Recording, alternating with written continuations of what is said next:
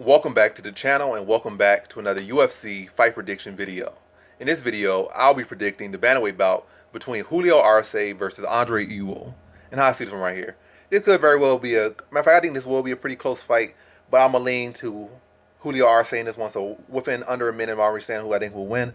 Now, in close fights like this, you got to lean to the more well-rounded fighter. I think Arce is one of the better boxers in this division. He did have that hiccup.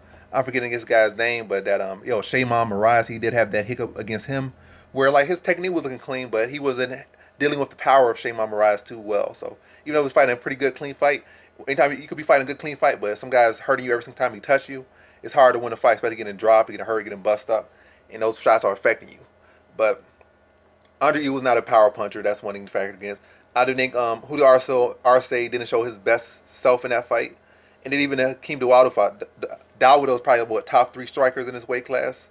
So I think Ewell's a solid fighter, but his takedown defense isn't the best. His grappling isn't the best.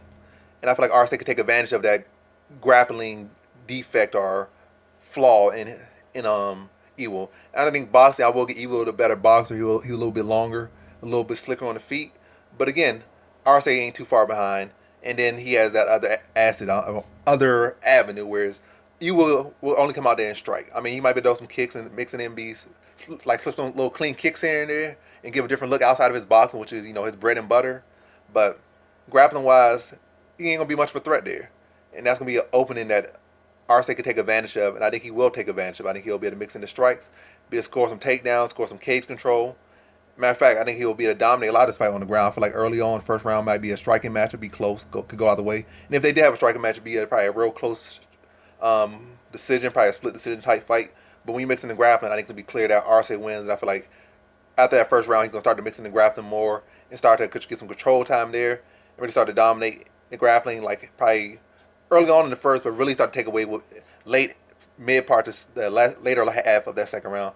Third round, probably let his hands go a little bit more, let his strikes go a little bit more. Now he got a little bit withered Ewell, not like tired, not broken, not beaten, but not the same pop, not the same fluidity with his strikes.